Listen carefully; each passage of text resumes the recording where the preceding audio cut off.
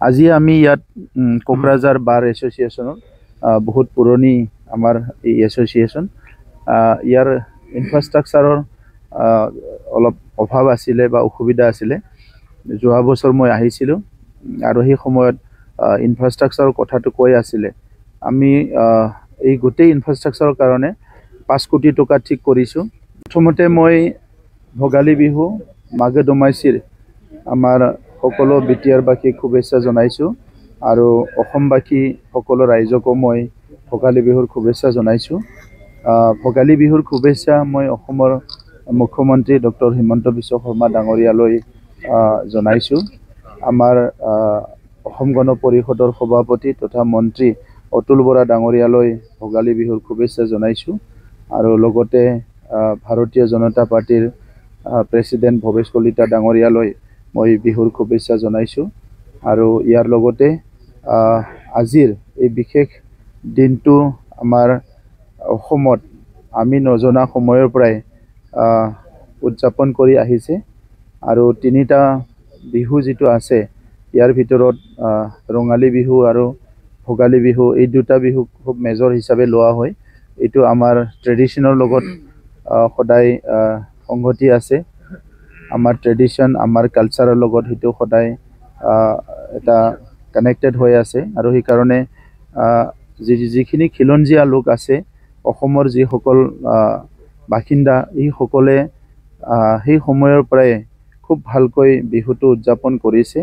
খেতি বাতি চপোৱাৰ পিছত ভোগালী বিহু হয় আৰু ভোগালী বিহুত নিজৰ পৰিয়ালৰ লগত নিজৰ আত্মীয়ৰ লগত বা নিজৰ গাঁৱৰ লগত নিজৰ বন্ধু বান্ধৱৰ লগত সকলোৱে এসাঁজ খায় আৰু তাৰপিছত অহাকালি মেজি জ্বলাব, যিটো ভেলাঘৰ বুলিও কয়। ইয়াৰ পিছত পূজা কৰি নেক্সট বছৰটোৰ কামৰ কাৰণে চবে তৈয়াৰী হয় বা আৰম্ভ হয়। গতিকে আমিও বিটিআৰ অঞ্চলত মই দেখিছোঁ সকলো গাঁৱে ভূঞে সকলো ভোগালী বিহুটো উদযাপন কৰিবলৈ ইতিমধ্যে নিজৰ নিজৰ জেগাত প্ৰিপাৰেশ্যন কৰিছে। মই সকলোলৈ শুভেচ্ছা জনাইছোঁ আৰু ঈশ্বৰে সকলোকে মংগলে ৰাখক সেইটো কামনা কৰিছোঁ। আজি আমি ইয়াত কোকৰাঝাৰ বাৰ এছ'চিয়েশ্যনৰ বহুত পুৰণি আমাৰ এই এছ'চিয়েশ্যন ইয়াৰ ইনফ্ৰাষ্ট্ৰাকচাৰৰ অলপ অভাৱ আছিলে বা অসুবিধা আছিলে। যোৱা বছৰ মই আহিছিলোঁ আৰু সেই সময়ত ইনফ্ৰাষ্ট্ৰাকচাৰৰ কথাটো কৈ আছিলে।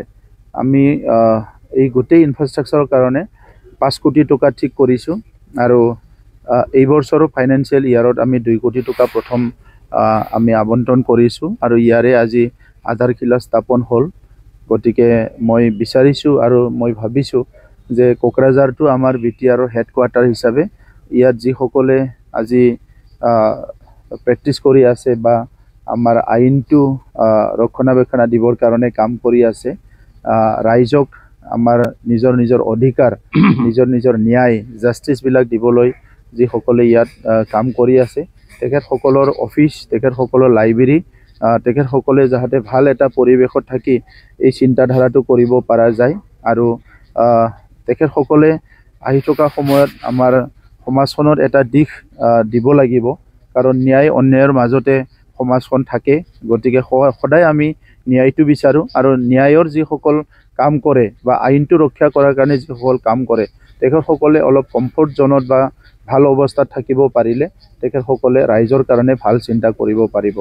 গতিকে এই বিল্ডিংখন হৈ উঠাৰ পিছত মই কোকৰাঝাৰ বাৰ এছ'চিয়েশ্যনে বহুত ভালকৈ নিজৰ কাম কাজ চলাই নিব পাৰিব, মই সেইটো আশা কৰিছোঁ। বাজাজ বাইক কিনিবলৈ আগ্ৰহীসকলৰ বাবে ভাল খবৰ। কোকৰাঝাৰ চহৰত দাওহাৰু অটো এজেন্সিয়ে 15, 16, 17 জানুৱাৰী আৰু মাঘ বিহুৰ অফাৰৰ লগতে মেগা লোন এণ্ড এক্সচেঞ্জ মেলা আগবঢ়াইছে। গ্ৰাহকসকলে তেওঁলোকে বিচৰা বাইকখন সামান্য পৰিমাণৰ টকাৰে ক্ৰয় কৰিব পাৰে। দাওহাৰু অটো এজেন্সিয়ে গ্ৰাহকসকলক সৰ্বনিম্ন ডাউন পেমেণ্ট পৰিশোধ কৰি বাইক ক্ৰয় কৰিবলৈ অনুমতি দিয়ে। আপুনি দাওহাৰু অটো এজেন্সি কোকৰাঝাৰ চহৰৰ এটা শ্ব'ৰুম লগতে কাৰিগাঁৱৰ উৎসৱ বিপণী আৰু ভোটগাঁও দতমা ফেষ্টিভ আউটলেট আৰু উৎসৱৰ আউটলেট আৰু ভোটগাঁৱৰ উৎসৱ বিপণী বিচাৰি পাব পাৰে। বাজাজৰ বাইক চলাবলৈ ভাল পোৱা লোকসকলৰ বাবে ডাউহাৰু অটো এজেন্সি শ্বৰুমে এক মহান অফাৰ উৎসৱ লৈ আহিছে যি হ'ব 5 লিটাৰ পেট্ৰল ফ্ৰী 2টা হেলমেট মুক্ত বাইক গ্ৰাহকসকলক বিনামূলীয়া নিশ্চিত উপহাৰ প্ৰদান কৰা হ'ব